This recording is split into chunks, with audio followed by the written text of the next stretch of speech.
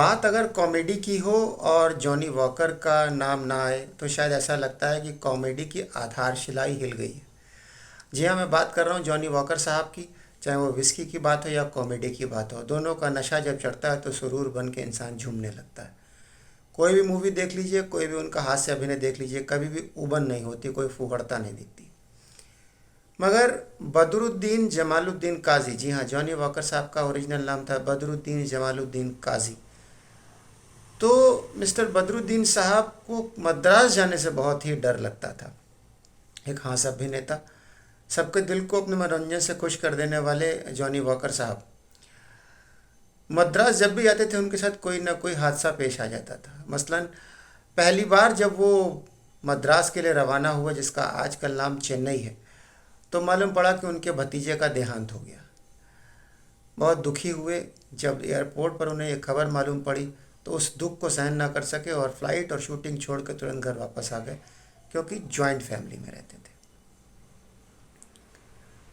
कुछ महीनों बाद फिर शूटिंग के सिलसिले में उनका मद्रास जाना हुआ। तो पहुंच तो गए सकुशल, लेकिन जैसे ही वहाँ पे पहुँचे दिल को दुखी कर देने वाली खबर आई कि उनके वालिद नहीं रहे।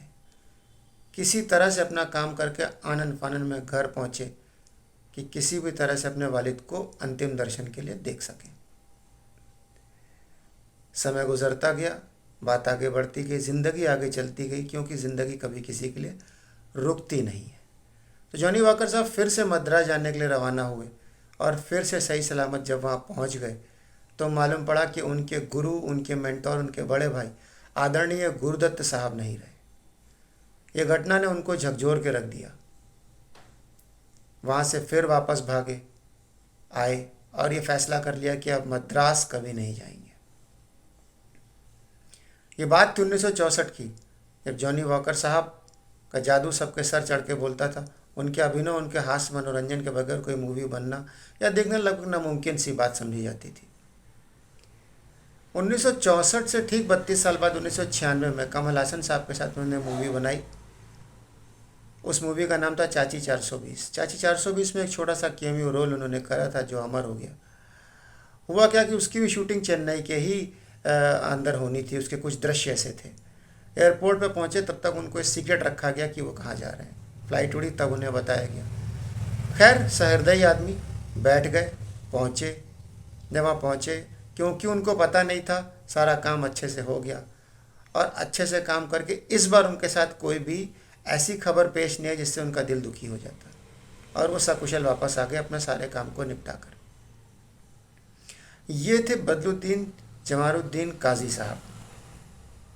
किस्सा आपको कैसा लगा कि मद्रास जाने से इस एक्टर को डर क्यों लगता था? इतने बड़े हास्य अभिनेता को इतना दुख जानने का मतलब क्या था अगर वो चेन्नई जाते थे? तो आपको मालूम होना चाहिए कि जुलाई में ही सन 2030 में 29 तारीख को जॉनी वॉकर साहब इस दुनिया को छोड़कर चले गए। जॉनी वॉकर साहब का नाम जॉनी वॉकर कैसा पड़ा, ये बताएंगे अगले एपिसोड या अगले वीडियो में। तब तक प्लीज़ सब्सक्राइब और शेयर करिए। Thank you very much.